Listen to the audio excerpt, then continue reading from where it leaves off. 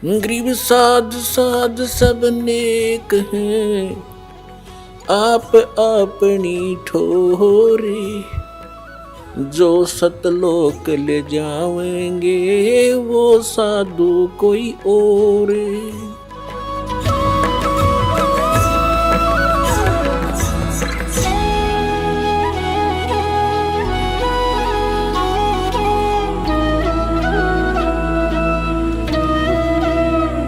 अब जैसे जब तक हम सुखी हैं तब तक हम कोई भी भक्ति कर रहे हैं, किसी भी देव की, किसी इष्ट की, या ना कर रहे हैं, तो आपके वही प्रारब्ध के, किस्मत के कर्म ही आपको प्राप्त हो रहे हैं।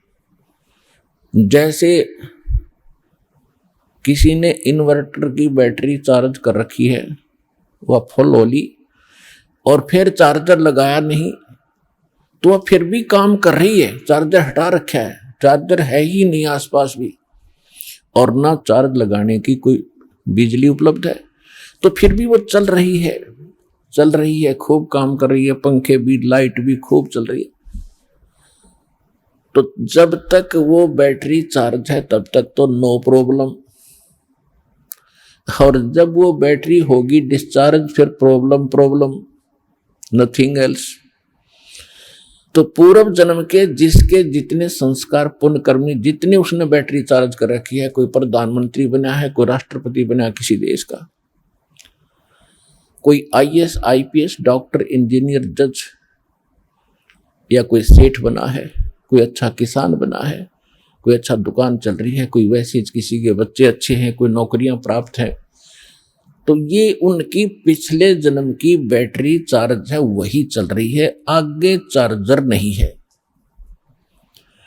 और जब आगे चार्जर नहीं है तो वो बैटरी जब तक पूर्व जन्म की चलेगी, फिर कैर टूटने लगेंगे, जब दुख शुरू होंगे, वो पुण्य खत्म हो जाएंगे। हमारे जीवन में पुण्य और पाप दोनों साथ हैं। जब तक पुण्यों का दौर चलता है तो हम सोचते हैं हम बिल्कुल सुखी हैं, और ये भी सोचते हैं हम ऐसे ही निभाएगी, ऐसे ही चलेगी। और जब वो पुण्य समाप्त हो जाते हैं, वो बैटरी डिस्चार्ज हो जाती है, और फिर पाप का दौर शुरू होता है। फिर हम भटकने लगते हैं, क्योंकि जो पूजाएं आप कर रहे थे उनसे तो राहत मिली ही नहीं, उनके करते करते ये दुख और संकट आ गए आप पर। तो तब आपको उन पूजाओं में अविश्वास हो गया जो आप पहले कर रहे थे। फिर आपको किसी ने बताया कि उस मंदिर में मत्था टेकने से लाभ होता, आप फिर वहां जाते हो। किसी ने आपको बताया कि वैष्णो देवी जाओगे, वहां पहुंचोगे तो आपको बड़ा लाभ मिलेगा, आप वहां पहुंच गए। यानी वो जो साधना पहले कर रहे थे वो छोड़ दी। फिर आपको किसी ने बताया बालाजी जाइए, आप फिर वहां जाते हो। तो कहने का भाव ये है कि जब आपके पाप कर्म का दौर शुरू हुआ और जिन साधनाओं को करके आप निश्चिंत बैठे थे, हम बिल्कुल सुखी हैं, तो उन्होंने आपका साथ नहीं दिया, क्योंकि वो साथ पहले भी नहीं देने वाली थी। उस समय आपको कोई कहता कि साधना कर रहे हो ठीक नहीं है, आपको लाभ नहीं मिलेगा, तो आपको कभी विश्वास नहीं होता, न आप मानते हो। और फिर जब संकट आते हैं फिर आप सभी मान जाते हो। तो कहने का भाव ये है दास का कि आज आप यहां जो आए हैं, आपके पूर्व जन्म के संस्कार व बैटरी कति खत्म हो ली। अब हम देंगे चार्जर उस परम पिता की पावर के लगाने का, ये भक्ति विधि। और फिर आप उस चार्जर को लगाए रखना आखिरी सांस तक, कनेक्शन ना कटने देना, तो आप इस जीवन में सुखी रहोगे और सतलोक चले जाओगे। आपकी भक्ति बहुत बढ़ जाएगी, आपके संकट भी नाश होंगे। तो आप यहां आए हो जो इस ज्ञान को समझ जाएंगे। यहां पर दो प्रकार के प्राणी पूरा लाभ उठाते हैं। एक तो ज्ञान समझ कर आते हैं, और दूसरे जो सब जगह भटक भ्रम लिए और कहीं से लाभ मिला नहीं, और फिर वो यहां टिक जाएंगे, अकोर की तक ठिकाना नहीं, सब जगह जा लिया, तो फिर उनकी व्यवस्था होगी, मजबूरी होगी यहां आने की, और यहां आते रहे तो वो लाभ मालिक देगा। और फिर हम ज्ञान सुनाते हैं यहां बैठाकर आपको, तो यहां आपसे प्रार्थना की जाती है जब तक सत्संग चले आप सब चिंताएं और इधर उधर की गल्ला बातें छोड़ के ध्यान से सत्संग सुनो।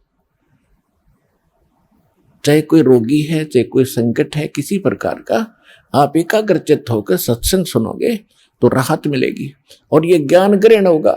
इस ज्ञान से आपको 70% लाभ तो ज्ञान से मिलेगा। लाभ का मतलब है आत्मा में दृढ़ता आवेगी हर प्रकार की, और 30% फिर बाकी जो संकट है वो आपकी भक्ति और लाभ से होगा। क्योंकि दास इसलिए कह रहा है इस ज्ञान से कि कई ऐसे दुख हैं जो बेमतलब के बड़े होते हैं।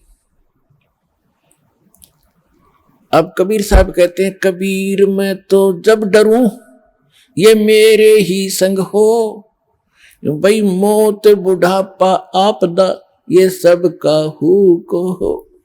ये इस तरह के जो ज्ञान के वचन हैं ये उस रोगी को, संकट वाले को बड़ा सहारा देंगे जो मृत्यु सैया पर है और ये सोच रहा है मेरा क्या होगा। देखो यहां कोई ना रहा और ना रहेगा, किसी की 2 दिन पाछे टिकट कट जाएगी, किसी की 10 दिन पहले कट जाएगी, यहां नहीं रहना किसी ने। लेकिन दुर्भाग्य उन प्राणियों का होगा जो सतलोक आश्रम बरवाड़ा जिला हिसार में ना आए होंगे, वो कति खाली जाएंगे, कति खाली टोटली नष्ट करके जाएंगे जीवन को। और जो यहां आ गया, नाम भी ले लिया, प्रथम नाम लेकर भी उसका जीवन अंत हो गया, वो भगवान का हो गया, वो परमात्मा के जुड़ गई आत्मा, उसमें बीज पड़ गया भक्ति का। और अब ये हजारों वर्षों तक ये ज्ञान और ये समाधान चलेगा। अब वो जो बीमार रोगी सब जगह थक लिए जब यहां लाए और उसकी होगी मृत्यु नाम लेकर के, आप तो चाहे कुछ भी सोचो लेकिन भगवान ने अपना बच्चा ले लिया अपनी शरण में। मृत्यु बेशक होगी, वो अगले 10 महीने मालेगा, 10वें महीने यहाँ भगवान के दरबार में नया शरीर होगा, नए शरीर भक्ति करेगा। परमात्मा ने तो अपनी आत्मा देखनी, हम अपना स्वार्थ देखते हैं। और 10 दिन 1-2-4 महीने और भुगता तो हम ही कह देते भगवान इसने ठा ले, हे भगवान ठा ले, हम भी तंग हो जाते, पैसा भी समाप्त हो जाता। तो कहने का भाव यह है कि आप इस ज्ञान को सुनो, समझो, अपनी सोच धारणा कति खत्म कर दो। जो ज्ञान दास बताता है ये गॉड का, परमात्मा का दिया हुआ विधान है और ये अटल है, ये सत्य है, इसमें ऐसा ही होगा। और जो सच्चे दिल से आते हैं उनका रोग भी ठीक होगा और मोक्ष भी, भक्ति मिलेगी। इसी जीवन में मोक्ष भी हो जाएगा जो दृढ़ रहे तो।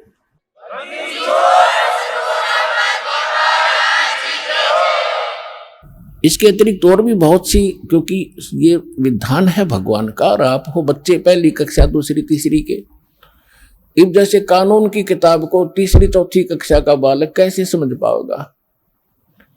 लेकिन बार बार दास समझाएगा तो आपके हृदय में ये अवश्य जचेगा, विश्वास होगा, क्योंकि ये गॉड गिवन स्पिरिचुअल नॉलेज है, परमात्मा का दिया हुआ अध्यात्म ज्ञान है। तो जब आप यहां आ गए और सच्चे दिल से भक्ति करने लग गए, जितने भी सांस इस सिमरन में आपके गए और वो आपके गुड अकाउंट में है, और बाकी का जो समय आपने चाहे राष्ट्रपति बनकर व्यतीत कर दिया वो व्यर्थ बताया है। तो यहां आने वाले जितने भी भक्त हैं, चाहे रोगी हैं, तो किसी प्रकार का उनको संकट है, तो उनके लिए वो दुख वरदान बन गया। वो भगवान से मिलेंगे, उनका जीवन सफल होगा, उनके सब दुख दूर होंगे और भगवान के विमान में बैठकर सतलोक जाएंगे। ये लिखवा लो मेरे।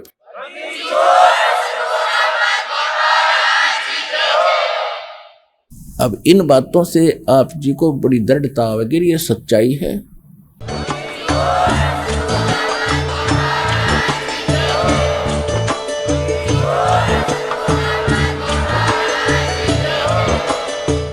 सुन रहे थे जगत गुरु तत्वदर्शी संत रामपाल जी महाराज जी के मंगल प्रवचन। अधिक जानकारी के लिए विजिट कीजिए हमारी वेबसाइट www.jagatgururampalji.org। संत रामपाल जी महाराज जी के शुभ आशीर्वाद से पूरे विश्व भर में 500 से भी ज्यादा नाम दीक्षा केंद्र हैं, जिन पर संत रामपाल जी महाराज जी द्वारा ऑनलाइन निशुल्क नाम दीक्षा दी जा रही है। अपने नजदीकी नाम दीक्षा केंद्र का पता करने के लिए संपर्क करें 8222880541।